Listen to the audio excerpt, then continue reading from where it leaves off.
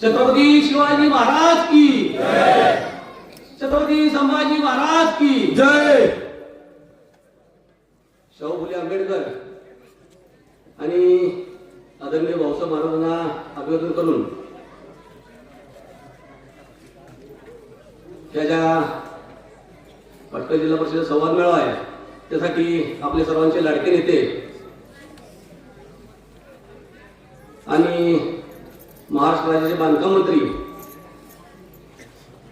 आदरणीय छत्रपती शिवेंद्रसिंहराजे भोसले, त्याचबरोबर आपल्या गटाच्या माजी महिला बाल कल्याण सभापती आदरणीय गोरेताई, सहकार बोर्डाचे चेअरमन धनंजय शेडगे, त्याचबरोबर राजेंद्र नलवडे अप्पा अण्णा असतील, सुजित पवार असतील, त्याचबरोबर इंद्रजित नलवडे असतील, बापू असतील, आवी काका असेल आणि संजय शेलार असतील, चौरे साहेब असतील, पी आर शिंदे साहेब असतील, आपल्या गावचे संपतराव शिंदे असतील, गणपत दादा असतील, रामभाऊ अण्णा असतील, यानंतर विकास गुरुजी असतील आणि समोर बसलेले जिल्हा परिषद गटातील सर्वच ग्रामस्थ महिला भगिनी आणि सर्वजण या विभागातून आलेले जे वारकरी या सर्वांचं मी या ठिकाणी प्रथमतः स्वागत करतो. महाराजसाहेब जिल्हा परिषद पाटकळ गटात पहिल्यापासून वारकऱ्यांची एक परंपरा आहे आणि या परंपरेला जोपासण्यासाठी शिवेंद्रराजे मित्र समूह यांच्या मार्फत आमच्या जिल्हा परिषद गटातील सर्वच भजनी मंडळांना आपण टाळ मृदुंग याचं आपण वाटप करतोय.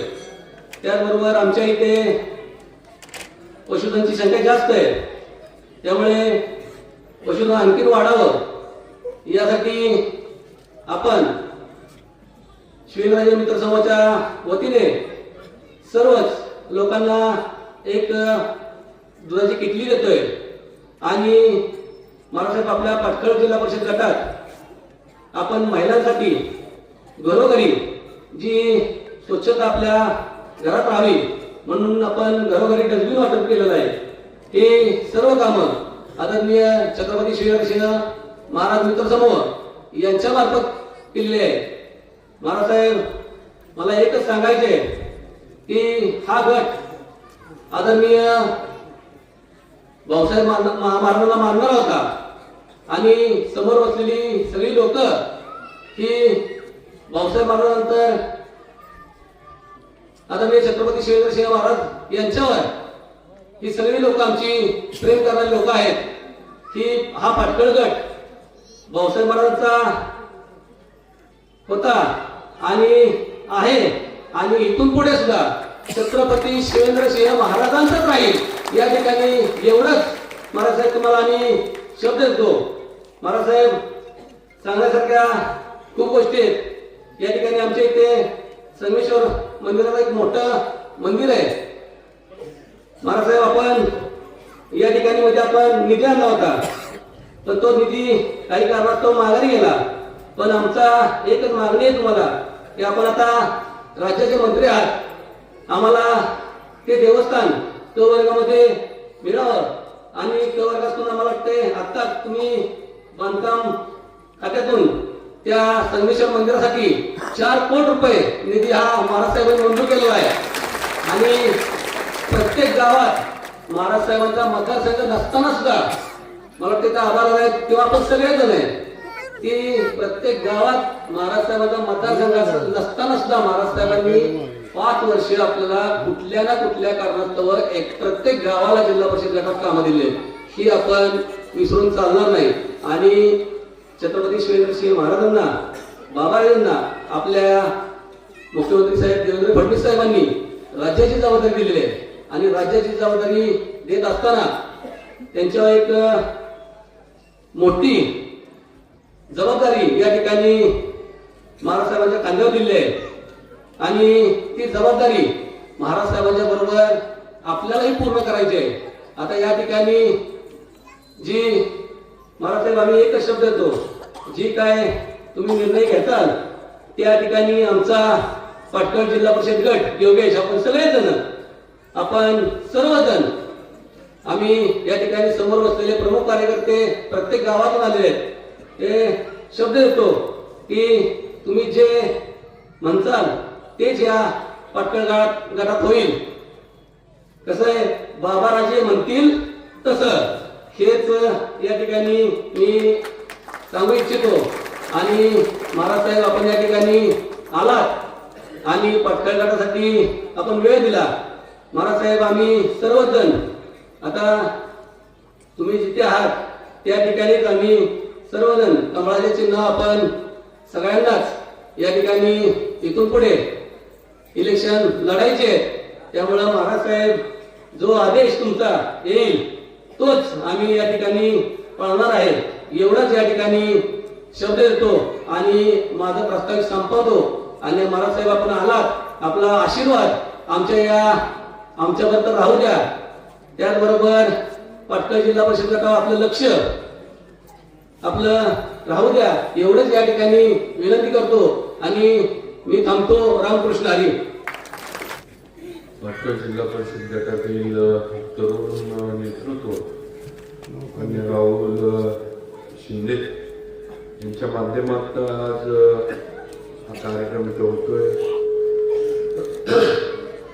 त्याचबरोबर सर्वच प्रमुख मंडळी उपस्थित आहेत. आपण सर्व राहुलच्या विनंतीनं आणि सर्व सहकाऱ्यांच्या विनंतीनं एवढ्या मोठ्या संख्येने इथे उपस्थित आहात. सर्व वडीलधारी, सर्व माझ्या माता भगिनी, त्याचबरोबर सर्व तरुण मित्र माझे, त्याचबरोबर मान्य सतीश अण्णा चव्हाण, किरण नाना साबळे पाटील, धनंजय शेडगे, वनिताताई गोरे, संपतराव शिंदे, पांडुरंग शिंदे, राजेंद्र नलवडे, मान्य हनुमंत चव्हाण, सुजित पवार, मारुती पवार, आबासो कोली साबळे, विनायक बर्गे, सुरेश दादा कदम, पांडुरंग साबळे, चौरे साहेब, धीरज नलवडे, इंद्रजित नलवडे, विवेक जाधव, संजय शेलार, सौ सीमाताई कदम, त्याचबरोबर मान्य श्रीरंगाबा जाधव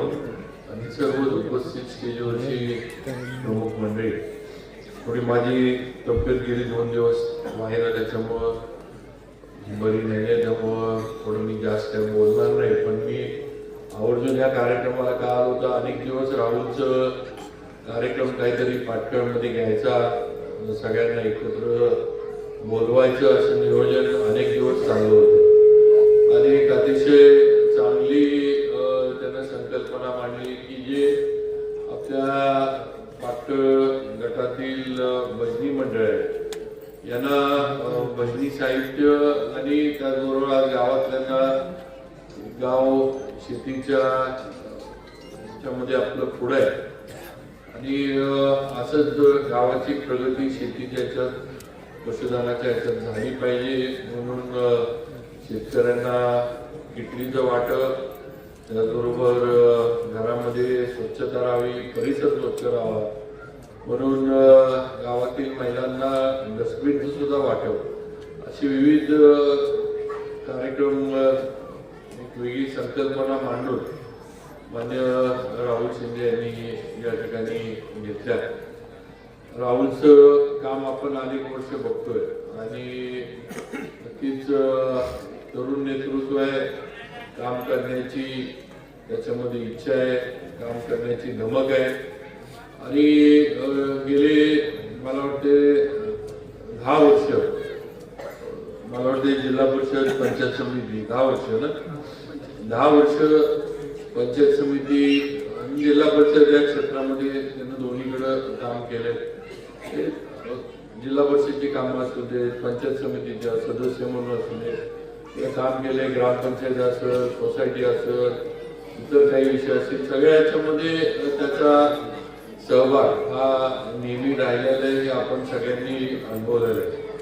आणि एक सर्व सामान्यांमध्ये मिळून मिसळून कुठेही पदाचा सत्तेचा ज्याला आपण अनेक वेळेला बघतो की पद आलं की थोडंफार मीपणा येतो, तर कुठलाही मीपणा न आणता आज या संपूर्ण विभागामध्ये काम आणि पार्टी गट बांधण्याचा प्रयत्न त्याने केला.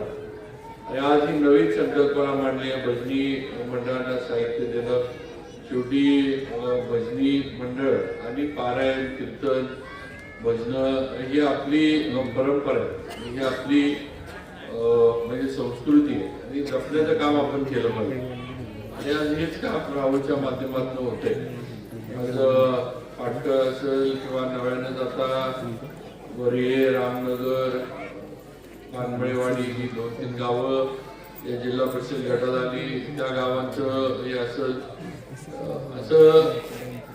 हे सगळ्यांना एकत्र घेऊन जाण्याचा प्रयत्न राहुल नक्की करतोय. मला ज्यावेळेला पुनर्रचना चालू होती आपल्या जिल्हा परिषदेची, त्यावेळेला बरेचसे सगळे माझ्याकडे आले होते. मला म्हटले, बाबा आम्ही विधानसभेला तुमच्याकडे, पण आता आम्हाला हे करत असताना पलीकडे आम्हाला जायला लागतंय. म्हटलं काळजी करू नका, कुठं जरी गेला तरी सातारा तालुक्यात आहे, मी आहे, म्हटलं तुम्हाला टेन्शन घ्यायची काही गरज नाही. आता म्हटलं हद्दवाढीमुळं 2 जिल्हा परिषद गट आपले कमी होतात, त्यामुळं गावं इकडची तिकडं थोडीफार होणार, त्याला पर्याय नाही. त्याच्याशिवाय नवीन गटाची घनाची रचना जी आहे ती होऊ शकत नाहीये. त्यामुळे एखादं गाव जे पूर्वी इकडं होतं ते तिकडे गेलं, तिकडं होतं ते इकडं आलं, तर शेवटी काय जरी असलं तरी म्हणलं तालुक्यातच आहे, आपण सगळे एकत्रच आहे, तुम्हाला काय अडचणी येऊन जाणार नाही एवढा माझा शब्द आहे. आणि त्याप्रमाणे पुनर्रचना आपण केली. आता हळूहळू वातावरण हे पावसाळा झाला, थंडी आता चांगली जोरदार पडली, तर आता तुम्हाला पण सगळ्यांना माहिती आहे की हळूहळू वातावरण तापायला लागलं. काही लोक परवा गणपतराव आणि आमचा राजेंद्र नरोडे आले, मला म्हणले की तुम्ही असं केलंय. म्हणजे तुम्हाला म्हणले एकतर लोक खोळ्यात काढायला लागली, तेव्हा म्हटलं तुम्ही खोळ्यात निघायला लागले, कोणतर काय तर सांगताय, तुम्ही त्यांचं ऐकताय, मला विचारायला येत आहे. मी म्हटलं गमतीचा भाग आहे म्हटलं, तुम्ही जर असल्या चर्चेवर असल्या याच्यावर जर कोणावर पण विसंबून राहायला लागला तर म्हटलं आपल्या पार्टीचं पुढं अवघड आहे, असं मी स्पष्ट गणपतरावांना आणि राजेंद्र नरोडेंना बोललो. म्हणजे राजकारण आहे, प्रत्येकाला असं प्रत्येकजण प्रयत्न करतो, त्यामुळं अफवांवर विश्वास ठेवायचं काही कारण नाही. योग्य वेळेला योग्य निर्णय आपण करू. आज राहुलनं जे सांगितलं ती वस्तुस्थिती आहे की येणाऱ्या निवडणुका जिल्हा परिषद पंचायत समितीच्या आपण भारतीय जनता पार्टीच्या झेंड्याखाली आणि भारतीय जनता पार्टीच्या चिन्हावर आपण लढवणार आहे, ही वस्तुस्थिती आहे. याचं पण कारण आहे, माझं काही कोणाबरोबर वैयक्तिक भांडण नाही किंवा कोणाबरोबर माझी वैयक्तिक दुश्मनी असं नाही. पण शेवटी आज ज्या पक्षानं हे संधी दिली, आज ज्या पक्षानं काम करण्यासाठी आज जबाबदारी दिली, शेवटी ज्यांनी दिलं त्यांच्याबरोबर आपण राहणं आपलं कर्तव्य आहे. प्रामाणिकपणे त्या पक्षाचं काम करणं हे आपलं कर्तव्य आहे. आपण याआधी पण भाऊसाहेब महाराज असल्यापासून इतर पक्षामध्ये होतो. महाराजांची जे तसं बघितलं तर एक काळ असा होता, जर महाराजांनी काँग्रेस सोडली नसती आणि राष्ट्रवादीत गेले नसते तर महाराज महाराष्ट्राचे मुख्यमंत्री झाले असते ही वस्तुस्थिती होती. त्यांनी काही करून निर्णय घेतला, राष्ट्रवादीत गेले, पण महाराजांचं नेतृत्व गावल्याचं काम हे केलं गेलं ही वस्तुस्थिती आहे. की तुम्ही सगळ्यांनी बघितलंय की त्यावेळेला महाराजांना साधं मंत्रिमंडळात सुद्धा घेतलं नाही. हे कुठलाही कलंक नाही, कुठलाही आरोप नाही. कामाच्या बाबतीत भाऊसाहेब महाराज हे किती चोख होते, प्रामाणिक होते, हे तुम्ही अनुभव घेतलाय. हा 36 गावांचा परिसर किंवा हा तालुक्याचा भाग त्यांच्या विधानसभा मतदारसंघात नसताना सुद्धा या 36 गावांमध्ये विकास कामं करणं, विकास कामं देणं, इथल्या कार्यकर्त्यांना अजिंक्यतारा कारखान्याच्या माध्यमातून ताकद देणं, इथल्या कार्यकर्त्यांमधलं नेतृत्व उभा करणं, एवढ्या सगळ्या गोष्टी भाऊसाहेब महाराजांनी या 36 गावांमध्ये केल्या. ही वस्तुस्थिती आहे. कैलासवासी विलासदादा असतील, किरण साबळे पाटील इथं आहेत, त्याचबरोबर आता किती नावं घ्यायची, सतीश नाईक, सगळी मंडळी आज जी इथं बसली स्टेजवर किंवा जी सगळी आपले आरपळची असू दे, हराळ्याची असू दे, मालगावचे सुरेश दादा आहेत, दादाबरोबर शिवाजीराव कदम होते त्यावेळेला कारखान्यावर, अनेक लोक होते. अनेकांची नावं घेता येतील, अनेकांना कॅप्टनांना असतील, अनेकांना या 36 गावात ताकद देण्याचं काम केलं, आज त्यांना उभा करण्याचं काम केलं. आणि हे सगळं महाराजांनी त्यांच्या मिळालेल्या सत्तेच्या माध्यमातून केलं. म्हणजे एवढं असताना पण त्यावेळेला महाराजांना तालुक्या जिल्ह्यामधनं गावलं गेलं. ही वस्तुस्थिती आहे, ही कुणीही विसरू शकत नाही. आणि म्हणून शेवटी पुढचं जे काही परिस्थिती आहे, राजकारण जे आहे ते बघून आपल्याला निर्णय घेणं क्रमप्राप्त होतं. त्याप्रमाणे नक्की मी वेगळे निर्णय घेतले आणि मी माझ्या पद्धतीनं वाटचाल केली. आज भारतीय जनता पार्टीनं आणि त्यांच्या नेतृत्वाखाली मी काम करतो. तर मान्य देवेंद्रजी फडणवीस साहेब यांच्या माध्यमातून आज मला एवढी मोठी जबाबदारी मला मिळाली. आज जिल्ह्यामध्ये सुद्धा नगरपालिकेच्या निवडणुका नुकत्याच झाल्या. जिल्ह्याचं प्रभारी म्हणून इथल्या सगळ्या निवडणुकांचे निर्णय घेण्याचं, इथल्या सगळ्या निवडणुकांचं देखरेख करण्याचं काम माझ्याकडे दिलं. आज एवढा पार्टीचा विश्वास, नेतृत्वाचा विश्वास हा माझ्यावर आहे. आणि मग आता आपल्याला पुढे जाताना सुद्धा त्या विश्वासाला पात्र राहून आपल्याला पुढे जायला लागणार ही वस्तुस्थिती. आज भाजप म्हटलं, पूर्वी वाटायचं की भाजपला शेतकऱ्यांचं काही कळत नाही, शेतीतलं काय माहित नाही, ऊसाचं कारखानदारीचं काय माहित नाही. पण आज वस्तुस्थिती वेगळी आहे. आज साखर कारखान्यांना खऱ्या अर्थानं म्हणजे ज्याच्यावर आपलं सगळं अर्थकारण चालतं, ऊस उत्पादक शेतकऱ्याचं, या कारखान्यांना जर मदत करण्याची कुणी जरी केलं असेल तर ते भारतीय जनता पार्टीने केलं हे लक्षात ठेवलं पाहिजे. अमित शहा देशाचे सहकार मंत्री झाले आणि अनेक वर्ष जो इन्कम टॅक्सचा ससेमिरा आपल्या सगळ्यांच्या मागे होता, त्यांनी 2 बैठकांमध्ये हा निर्णय त्यांनी मार्गी लावला. ही वस्तुस्थिती आहे. आदरणीय पवार साहेब अनेक वर्ष कोर्ट कचेरी करून सगळे विषय संपले होते. पण पवार साहेबांना हा निर्णय काँग्रेसच्या माध्यमातून त्यावेळेला करून घेता आला नाही. का तर याच्यामध्ये राजकारण आडवं येत होतं, ही वस्तुस्थिती आहे. आणि भाजपनं हा निर्णय करून दाखवला, ही सुद्धा दुसरी वस्तुस्थिती आहे. ते आपण सगळ्यांनी लक्षात ठेवलं पाहिजे. आज लाडकी बहीण योजना इलेक्शनच्या याच्यात सुरू झाली. सगळे म्हणत होते की आता इलेक्शन झाल्यावर बंद होणार. आजपर्यंत ही योजना चालू आहे. कर्जमाफीबद्दल पण नुकतंच अधिवेशन झालं. स्वतः मुख्यमंत्र्यांनी शेवटच्या दिवशी भाषणामध्ये सांगितले की आम्ही कर्जमाफी करणार, पण कर्जमाफी बँकांची धन होण्यासाठी आम्ही करणार नाही, तर शेतकऱ्यांना त्याच्यातनं मदत झाली पाहिजे अशा पद्धतीची कर्जमाफी आम्ही करणार. त्यांनी उदाहरण दिले की 2-3 कर्जमाफ्या झाल्या. अजून सुद्धा शेतकरी कर्जाच्या ओझ्याखालीच आहेत.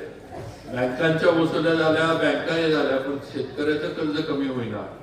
हे त्यांनी नागपूरच्या अधिवेशनामध्ये आता बोलून दाखवलं. ही वस्तुस्थिती आपण सगळ्यांनी लक्षात ठेवली पाहिजे.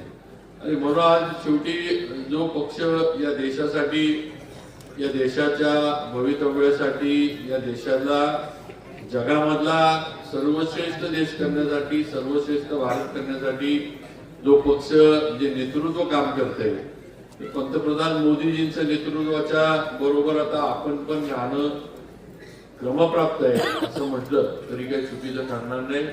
स्थानिक विषय असतात, स्थानिक निवडणुका असतात, विधानसभा लोकसभेला काही वेगळ्या गोष्टी झाल्या ठीक आहे, ज्या त्यावेळेला कधी कधी काही निर्णय तुम्हाला घ्यायला लागले असतील स्थानिक याच्यामुळं.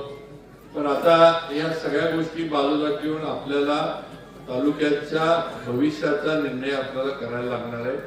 आणि आज जर आपण राज्यामध्ये बघितलं कोण काय म्हणतं कोण काय दाखवतं काही त्याच्यामध्ये अर्थ नाही. पराभव झाल्यानंतर स्वतःचा पराभव कुणाच्या खापरीत म्हणजे कपाळावर मारायचा, तर मग वोट चोरी झाली, ईव्हीएम मशीन आणलं, काही याच्यामध्ये तथ्य नाही, काही सिद्ध करू शकलेले नाहीत. आज बिहारची निवडणूक एवढी अटीतटीची होणार, असं होणार तसं होणार, वोट चोरीचं सगळं टीव्हीवर बिहारची निवडणूक चालू असताना सगळं राहुल गांधी दाखवत होते. तरी पूर्वीपेक्षा जास्त जागा घेऊन जनता दल आणि भारतीय जनता पार्टी बिहारमध्ये निवडून आली ही वस्तुस्थिती.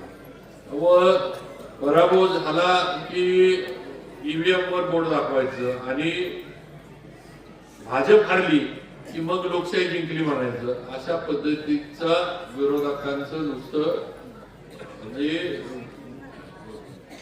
दुसऱ्याच्या याच्यावर खापर फोडण्याचा प्रकार चाललेला आहे, लक्षात घ्या. काही अर्थ नाहीये.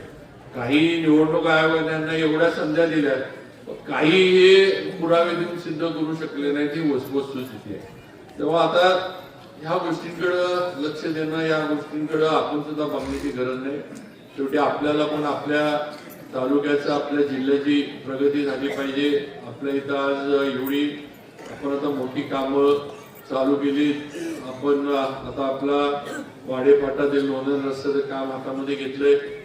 सोमवारी त्याची बैठक कलेक्टर ऑफिसला मी लावलेली आहे. आमदार महेश शिंदे यांना मी बोलवलेलं आहे, ते येणार आहेत. आपल्या या परिसरातली सर्व प्रमुख लोक तिथं मी बोलवणार आहे सगळ्यांना. आणि हा रस्ता होत असताना आज या रस्त्याचं जे काही रुंदीकरण आहे, या रुंदीकरणामुळे ज्या काही अडचणी निर्माण होणार आहे, काही ठिकाणी जागा ज्या आज आपल्याला अपुऱ्या दिसतात. आज आपलं वाडे फाट्याचं जंक्शन असेल, पुढं आपलं आरळे आहे, आरपळ आहे, तर या याच्यावर किंवा शिवतर आहे त्याच्या पुढे या सर्व गावांच्या याच्यावर पर्याय काढण्यासाठी ही बैठक कलेक्टर ऑफिसला 3 वाजता मी आयोजित केलेली आहे. ही सगळ्यांची चर्चा करून जो हायवे आपल्या इथला आता हायवे जो आपण करतोय नॅशनल हायवे NHI कडे आपण हे काम दिलंय. गडकरी साहेबांचा हा संपूर्ण विभाग येतो आणि हा त्यांचा जरी विभाग असला तरी राज्याचा बांधकाम मंत्री म्हणून माझ्या पण काही जबाबदाऱ्या या बाबतीमध्ये येतात. त्यामुळं याचं योग्य मार्ग निघावा. कुठेही कुणाचं हे शेत जमीन असू दे, घरं असू देत, दुकानं असू देत, व्यवसाय असू देत, त्याचं शक्यतो नुकसान होऊ नये. आणि मध्यंतरी आरळ्याला काही घरगुती कार्यक्रमानिमित्त गेलो तर त्यावेळेला पण लोकांनी सांगितलं की एक बाह्य वळण रस्ता जर काढता आला तर या सगळ्याला एक करून बाह्य वळण रस्ता काढा. म्हणजे आज जे या सगळ्या बाहेरच्या ट्रक वगैरे जे आपल्या या रस्त्याने जातात आणि ऍक्सिडेंट होतात, काही ठिकाणी ट्रॅफिक जाम आपल्याला सोसावं लागतं. गावातनं मोठे ट्रक जे बाहेरच्या राज्यातनं इकडनं येतात ते, या सगळ्यांना जर बाहेरच्या बाहेर कुठनं काढता आलं तर त्याचं एखादा सर्वे करून काम करावं अशा पद्धतीच्या काही आरळ्यातल्या लोकांनी पण अपेक्षा व्यक्त केल्या. ते म्हणले तुम्ही सगळ्यांना बोलवा, बहुतांशी सगळे तयार होतील बाह्य वळण रस्ता जर काढता आला. कारण जे आज ट्रॅफिक आपल्या गावातनं जातंय त्याचा व्यवसायासाठी आपल्याला काहीच उपयोग नाहीये. हे ट्रकवाले बाहेर येणाऱ्या गाड्या ह्या काय आपल्या गावामध्ये चहा पाणी नाश्ता किंवा जेवायला वगैरे कोण थांबत नाही. एखादा चुकून थांबला तरच थांबतो. पण आज ऍक्सिडेंट होतात. हे मोठे ट्रक आता 18 चाकी 12 चाकी काय ते आता 20 चाकी 22 चाकी जे काय आले ते ट्रक जाऊन रस्ते आपल्या वजनानं ओव्हरलोडिंग व खराब होतात. त्यात आपली ऊसाची वाहतूक चालू झाली की अजून अडचणी येतात. त्याच्यामध्ये शाळेला जाणाऱ्या मुलांना कुठेतरी धोका निर्माण होतो, ऍक्सिडेंट होतात. मला वाटतं माग तुमच्या शिवतरच्या इथंच ऍक्सिडेंट अनेक वेळेला झाले होते शाळेच्या इथं. अशा अनेक समस्यांना आपल्याला तोंड द्यायला लागतंय. आणि मग आता ह्या गोष्टी जर आपल्या उपयोगाच्या नसल्या आणि नुसता जर रस्ता रुंद करून त्याच्यावरनं जर वाहतूक एक तर आपली जमीन जाणार आणि वाहतूक आपण नुसतीच बाहेरची बघत बसायची, त्याच्यापेक्षा हायवेवर रस्ता करून ही वाहतूक जर बाहेरच्या बाहेर आपल्याला काढून देता आली आणि हायवेला जर जोडता आली तर हा प्रयत्न करावा अशी अपेक्षा सगळ्यांनी व्यक्त केली. आणि त्याची बैठक सोमवारी आपण कलेक्टर ऑफिसला घेतोय. त्याच्या पण योग्य पद्धतीनं पुढचं नियोजन आम्ही सगळेजण मिळून करू. बाकी जास्त वेळ घेत नाही. मला करून जे आधुनिक कार्यक्रम आहे कळंब्याला आणि थोडं गेले मुळाशी मी म्हटलं की 2-3 दिवस माझी पण तब्येत थोडी म्हणजे बरी नव्हती. पण एकच सांगतो की जरी आपला हा मतदारसंघ माझ्या विधानसभा याच्यात नसला, जरी मला आमदार म्हणून तुम्ही मतदान केलं नसेल किंवा तुम्हाला करण्याचा अधिकार जो नव्हता असता, तर मला 100% खात्री आहे की या गावात मला 99% मतदान तर या गावात मला 100% दिला, डोळे दाखवून दिला असं मला माहित आहे. तर ठीक आहे, आता पुनर्रचना आहे, पुढं काय होतंय ज्या त्या वेळेला बघू आपण. पण आज नक्कीच जे काही की आज जे काही ऋणानुबंध आहे हे काय तुम्ही मी काय आपण काय हे केलं असं नाही. सगळे जे आहेत हे कैलासवासी अभयसिंहराजे भोसले आणि तुमची सगळ्यांची जी नाळ जोडली गेली आहे आणि या अजिंक्य उद्योग समूहाचं किंवा अजिंक्यतारा साखर कारखान्यामुळं जे काही शेतकऱ्याला उभा करण्याचं काम भाऊसाहेब महाराजांनी केलं, आज त्याच्यामुळं आज हे सगळं प्रेम आणि हे सगळं असणारं जे काही आपलं नातं आहे हे त्या एका माणसामुळे ही वस्तुस्थिती. आणि त्यांनी पण त्यावेळेला तर राजकारणाची पद्धतच वेगळी होती. एकदा शब्द दिला की दिला, त्यात बदल व्हायचा नाही. आता राजकारण बदललंय, आपण बघतोय सगळं काय होतंय काय नाही. सकाळी गाडीत असलेला संध्याकाळपर्यंत राहील का नाही, दुसऱ्या दिवशी कोणाच्या गाडीत दिसत हे उमेदवार म्हणून कोणच सांगू शकत नाही. आता राजकारण असं झालंय. पण ठीक आहे, त्या वेळेला तिथे वस्तुस्थिती आहे. पण एक आहे की आज जे भाऊसाहेब महाराजांनी या तालुक्यासाठी केलं, आज नवीन जी तरुण पिढी आहे त्यांना पूर्वीचा सातारा तालुका काय होता ते त्यांना माहित नाहीये. आणि माहित असण्याचं कारण पण नाही, कारण त्यावेळेला ही पिढी नव्हती. मी ज्यावेळेला कॉलेजला आलो त्यावेळेला जे सातारा तालुक्याबद्दल किंवा सातारबद्दल सांगायची की एकतर वाईवाल्यांनी सातारचा निर्णय घ्यायचा किंवा कराडवाल्यांनी निर्णय घ्यायचा आणि सातारकरांनी नुसता हात वर करायचा आणि तिकडनं आलेला निर्णय नुसतं डोके हलवायची ही आपली सातारची अवस्था होती. जिल्हा सातारा आणि मालक पण सातारचं तर वाईवाले आणि कराडवाले अशी आपली अवस्था होती. ही वस्तुस्थिती आहे सातारा तालुक्याची त्या काळातली. पण 78 सालापासून महाराज आल्यानंतर खऱ्या अर्थानं या तालुक्याला या जिल्ह्याच्या नकाशावर आणण्याचं काम हे भाऊसाहेब महाराजांनी केलं. आणि तुम्ही बघा, महाराजांना जाऊन आता मला वाटतंय 25-26 वर्ष होत आलेले महाराजांना जाऊन. आजपर्यंत महाराजांनी उभा केलेला तालुका या जिल्ह्यातला कोणी पुसू शकलेला नाही. या सातारा जिल्ह्यावर आज सुद्धा सातारा तालुक्याचाच वर चष्मा आहे ही 100% गोष्ट तुम्हाला बघायला मिळेल. जिल्हा बँक असू दे, सातारा शिवाय जिल्हा बँकेचं पॅनल होत नाही. जिल्हा परिषद असू दे, सातारचा विचार घेतल्याशिवाय जिल्हा परिषद सुद्धा निर्माण होऊ शकत नाही.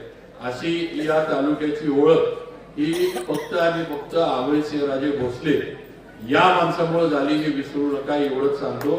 बाकी ज्यावेळेला निवडणुका लागतील त्यावेळेला नक्की आपण सगळ्यांचे विचार घेऊन आपण योग्य उमेदवार वगैरे सगळं ठरवू. सगळ्यांना न्याय देण्याचा प्रयत्न नक्की भाजपच्या माध्यमातून केला जाईल. निर्णय प्रक्रियेत आम्ही सगळे असणार आहे. मी तर नक्की असणार आहे. माझा तालुका आहे, नक्की मी निर्णय घेत असताना सगळेजण मिळून युतीच्या माध्यमातून सुद्धा आता वरिष्ठांच्या माध्यमातून काय सूचना नंतर येतात ते सुद्धा निर्णय युतीच्या माध्यमातून जर आपल्याला लढायला सांगितलं तर युतीच्या माध्यमातून आपण वरच्यांच्या निर्णयाप्रमाणे आपण लढू. पण या तालुक्याची येणारी जिल्हा परिषद ही 100% भाजपच्या झेंड्याखाली आणणार हे तुम्ही आम्ही सगळ्यांनी ठरवलं पाहिजे आणि त्याप्रमाणे आपण पुढची आपली वाटचाल ठेवली पाहिजे. आज राज्य देश सगळं जे आहे आज एक ठिकाणं राज्याचं नेतृत्व पण देवेंद्र फडणवीस अतिशय सक्षमरित्या राज्याचं सगळं जे काही कारभार चालवतात. आज देशातला सुद्धा कारभार पंतप्रधान नरेंद्र मोदी हे ताकदीनं चालवतात हे आपण सगळेजण बघतोय. आणि मग आता आपण सुद्धा बाजूला राहून चालणार नाही.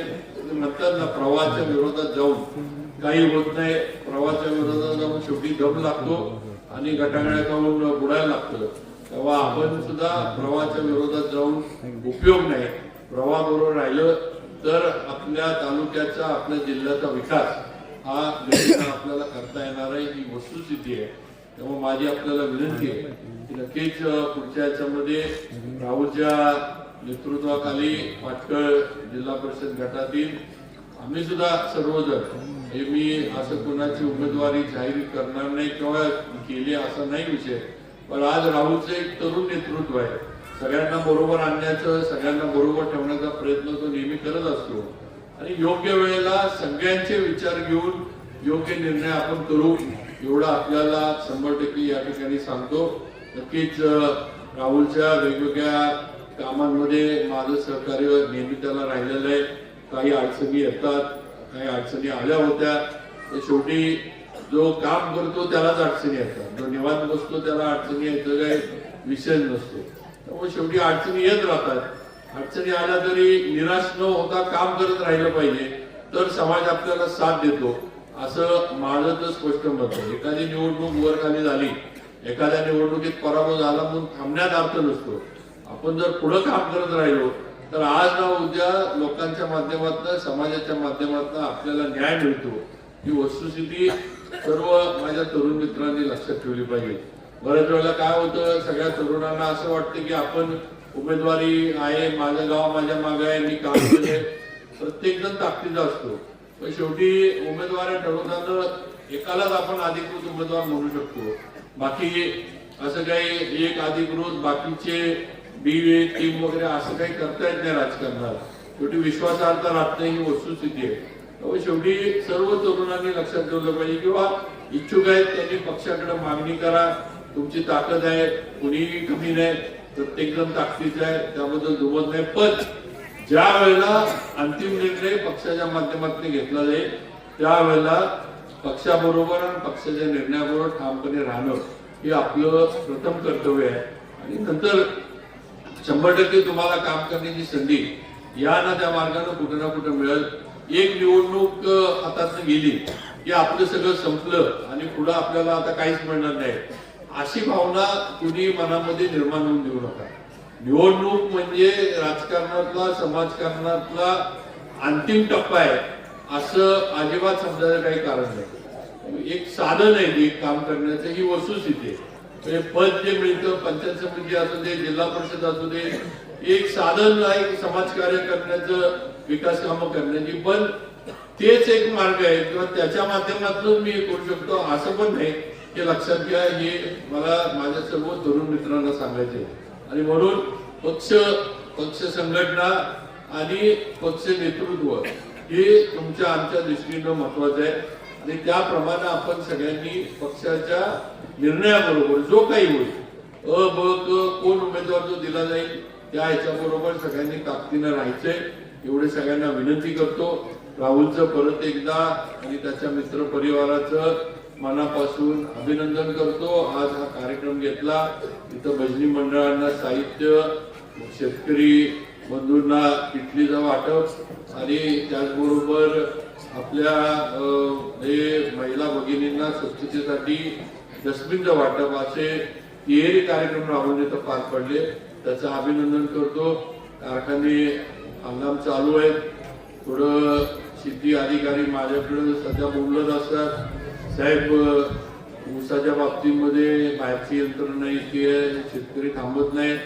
पण आता तुम्ही सगळ्यांनी ठरवलं पाहिजे आपल्या कारखान्याला द्यायचा का बाहेरच्या कारखान्याला द्यायचा. शेवटी आपला कारखाना दराच्या बाबतीत मागं नाही. अजून सुद्धा अजिंक्य तारा 10व्या दिवशी पेमेंट देतो, ही वस्तुस्थिती आहे. 15 दिवसाचं कायद्यात सांगितलं जातं 15 दिवसानंतर द्या. अजिंक्य तारा 10व्या दिवशी पेमेंट देतो आणि ठरल्याप्रमाणे पेमेंट देतो, ही वस्तुस्थिती आहे. आणि मग असं असताना पण बाहेरच्या कारखान्यांचं आपण धन करायची, बाहेरच्या कारखान्यांना आपण ताकद द्यायची. आज ऊस हे कमी आहे असं मी म्हणणार नाही, पण सध्या ऊसाची उपलब्धता आहे सगळ्यांच्या इथे. पण उद्या ऊसाची उपलब्धता जास्त झाल्यानंतर तुम्ही हक्कानं कुठल्या कारखान्यावर जाऊ शकता ह्याचा विचार इथं बसलेल्या प्रत्येकानं करा. ज्या कारखान्यामध्ये तुमचा हक्काचा माणूस आहे किंवा ज्या कारखान्याला तुमच्या शेअरच्या माध्यमातून उभा राहिला आहे त्या कारखान्यावर तुम्ही हक्कानं जाऊ शकता का खाजगी कारखान्यावर तुम्ही हक्कानं जाऊ शकता याचा विचार प्रत्येकानं केला पाहिजे अशी माझी विनंती आहे. आणि शेवटी काय यंत्रणा आपल्याकडे पण आहे, आपली काय यंत्रणा कमी पडली आहे, गाळप काय कमी होत आहे अशी अजिबात नाही. दररोज आपण 5,600 5,700 आपण गाळप करतोय. काही लोक आता थोडंफार अजिंक्य काटा मारतो असं म्हणतात. त्यांनी गेल्या 40 वर्षातलं मी आज इथं ठामपणे सांगतो, त्यांनी 40 वर्षातलं एकदा त्यांनी दाखवून द्यावं की अजिंक्यताराच्या काट्यामध्ये खोट सापडली आहे म्हणून. एकदा पण एवढ्या वर्षाच्या तपासणीमध्ये अजिंक्यताराच्या काट्यामध्ये चूक कधी सापडली नाही ही वस्तुस्थिती आहे. आणि म्हणून अशा पद्धतीनं ऊसासाठी काही कारखान्यांच्या यंत्रणा, काही कारखान्यांचे पदाधिकारी सुद्धा हे आपल्या कारखान्याला बदनाम करतात ही चुकीची पद्धत आहे. मी कधीही कोणाच्या कारखान्यावर बोलत नाही. काही कारखाने आपल्याच जिल्ह्यातले आहेत, आपल्याच आजूबाजूचे आहेत, ते आपल्या कारखान्याला बदनाम करतात आणि ऊस मिळवण्याचा प्रयत्न करतात ही चुकीची गोष्ट आहे. हे मला अगदी स्पष्टपणे सांगायचं. तुम्ही दर द्या, तुम्ही आमच्यापेक्षा चांगला कारखाना चालवा. आज अजिंक्यची रिकव्हरी आजच्या याला 13ला रिकव्हरी पोहोचली आहे. 13 हे आजच्या दिवशी अजिंक्य कारखान्यामध्ये 130 किलो साखर आपण एका ह्याच्यातनं काढतो. आज 13% रिकव्हरी आज दिवसाची आपली आहे. आज जिल्ह्यात रिकव्हरीच्या बाबतीत अजिंक्यतारा 1 नंबरला आहे जिल्ह्यामध्ये.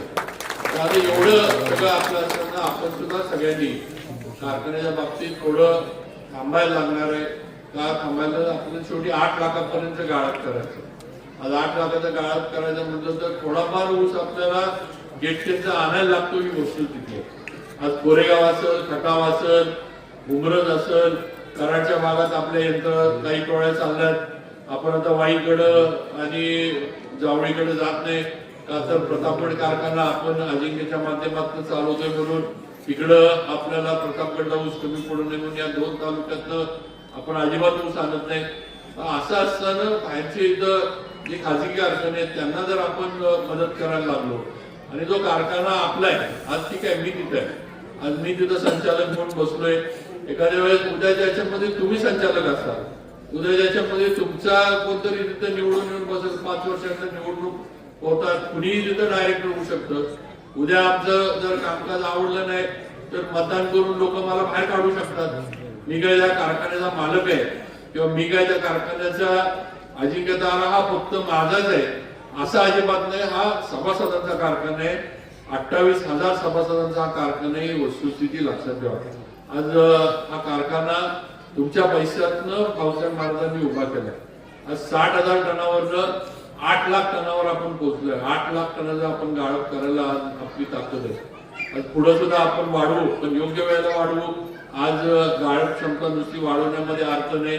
तेव्हा आम्ही जे काही एक्सपान्शनचा विचार होता तो थांबवला. उगाच म्हटलं कर्ज काढणं आणि कर्ज ज्याच्यामध्ये अडकलं तर परत अडचणी होतील. त्यामुळं सगळं ठरवलेलं जे आहे ते आपण ह्या वर्षामध्ये थांबवलं किंवा आपल्याला आता पुढे जायचं नाही आहे त्याच्यावर आपण चालू, चांगली रिकव्हरी मिळवू आणि जे उद्दिष्ट आहे ते आपल्याला गाठायचे अशा पद्धतीचं आपण नियोजन केलं. आता उद्दिष्ट गाठायचं असलं तर तुमच्या सगळ्यांचं त्याच्यामध्ये हातभार लागणं गरजेचं आहे. नुसतं मी किंवा माझ्याबरोबर असणारे संचालक किंवा शेती खातं आम्ही नुसतं उद्दिष्ट गाठू शकत नाही. तुम्ही जर आम्हाला साथ दिली आणि तुम्ही जर आमच्यावर कारखान्यावर विश्वास ठेवून थांबला तर 8 लाखाचं उद्दिष्ट आपण गाठू शकतो हे लक्षात ठेवा. आणि म्हणून माझी आपल्याला विनंती आहे की सगळ्यांनी हंगामामध्ये सुद्धा आपल्या कारखान्याला मदत करा. बाहेरच्यांना मदत करायला जाऊ नका. बाहेरच्यांनी उद्याच्या ह्याच्यामध्ये त्या तालुक्यामध्ये ऊसाचं क्षेत्र वाढलं तर हे कारखाने तुमच्यापर्यंत विचारायला येणार नाही. ही वस्तुस्थिती आहे. जो तो जवळचा ऊस कसा मिळेल हा प्रयत्न करत असतो का तर खर्च कमी येतो. फोडणी वाहतूक वाचतील आणि कारखान्याला नफा हा जास्त प्रमाणात होतो, ही वस्तुस्थिती आहे, हे गणित आहे. त्याच्यामध्ये काय नाही. उद्या अजिंक्य जरी आपण पण काय जवळ जाऊच मिळायला लागला तर आपण पण बाहेर जाणार नाही. आपल्याला जवळचा मिळाला तर आपण सुद्धा काय लांब जाण्याचं काही कारण नाही. कारण आपल्याला शेवटी जेवढे पैसे आपल्याला वाचवता येतील तेवढे वाचवायचे. त्यामुळे हे साधं सोपं गणित आहे. मग शेवटी आपण थांबला तर आपल्या जो काही वाहतुकीचा खर्च वाढतो बाहेर जाऊन तो कमी होईल.